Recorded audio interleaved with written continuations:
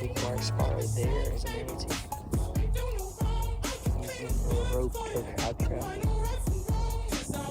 He's pulling it. Look, he's pulling it. He's literally pulling it. He's gonna break your crab trap. Better not pull my damn crab trap. He's sitting back there now.